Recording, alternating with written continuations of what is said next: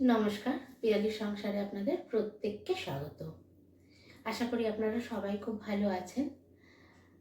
আমি বেশ কয়েকদিন হলো আমি ভিডিও দিইনি।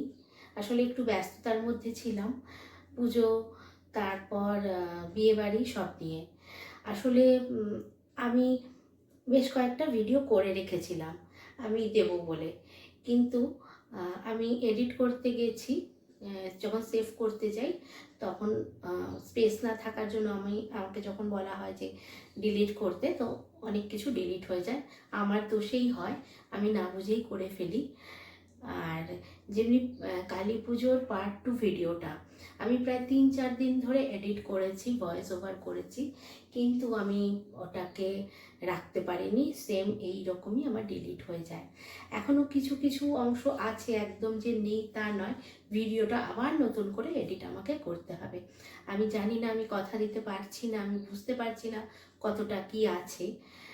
তো তারপর আমি প্রচণ্ড মন খারাপ, প্রচণ্ড ভাবলাম যে দূর, আর ভাল লাগছে না এইভাবে এত কষ্ট। আর যেহেতু আমি এতটা ইউটিউবে একদম নতুন, এতটা সাবলীল নই আমি ভিডিও এডিট করতে, তার মধ্যে শ্যুট নিজে করছি, তো খুব মনটা খারাপ হয়ে গেছিলো যে না দূর, আমি আর করব না।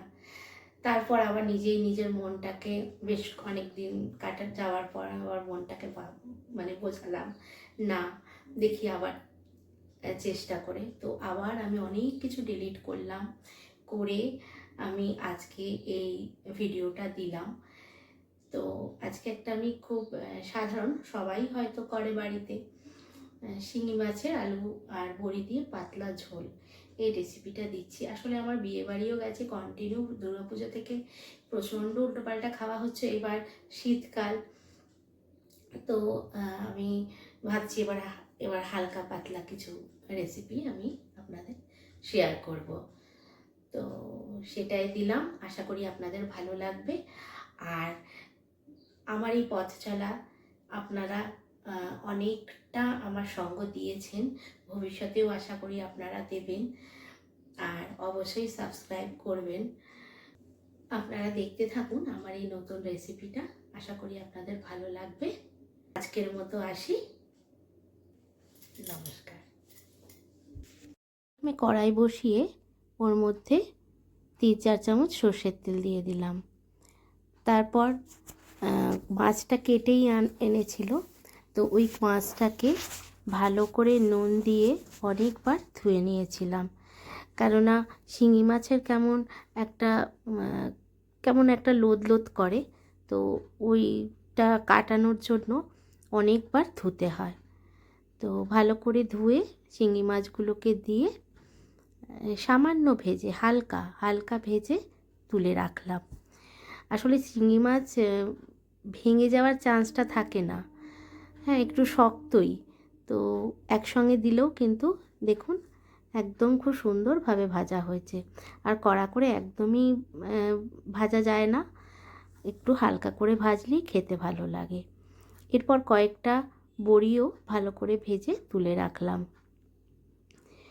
আর যে তেলটা বেঁচেছে ওরই মধ্যে একটু কালো জিরে ফোড়ন দিয়ে, আর আগে থেকে আমি চন্দ্রমুখী একটা বড় আলু মোটা মোটা করে কেটে রেখেছি, দেখুন ওইটা দিয়ে দিলাম। দিয়ে ভালো করে ভাজতে থাকলাম। বেশ যখন লাল করে ভাজা হয়ে যাবে তখন মশলা এখানে খুব সামান্য লাগে, যেমনি দুটো আমি চিড়ে কাঁচা লঙ্কা দিয়েছি, আপনারা চাইলে আরেকটু দিতে পারেন। আর আমি একটা মাঝারি সাইজের টমেটো দিলাম। এরপর একটু জিরে গুঁড়ো, একটু হলুদ আর একটু পরিমাণ মতো স্বাদ মতো নুন দিয়ে ভালো করে কষিয়ে জল ঢেলে দিলেই কিন্তু প্রায় রান্নাটা শেষ হয়ে যায়। আর এই মাছটা খাওয়াও কিন্তু খুব ভালো শরীরের পক্ষে, আর খেতেও খুব ভালো লাগে। আমি যেমনি আজকে আলু দিয়ে করেছি, আপনারা চাইলে শিম, বেগুন বা কাঁচকলা দিয়েও করতে পারেন।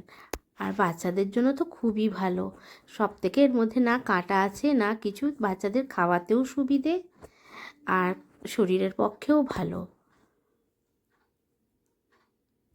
যেহেতু চন্দ্রমুখী আলু প্রায় সেদ্ধ হয়ে গেছে, আধ সেদ্ধ যখন হয়েছে, তখন আমি বাকি মাছগুলো আর ওই বড়িটা একসঙ্গেই আমি ভেজে রেখেছিলাম, ওইটা আমি দিয়ে দিলাম।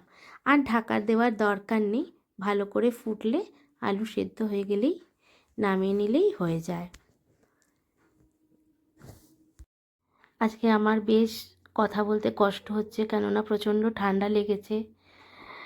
তো আজকের মতো এখানেই শেষ করছি। আপনারা সবাই ভালো থাকবেন। দেখা হচ্ছে আমার নেক্সট ভিডিওতে। নমস্কার।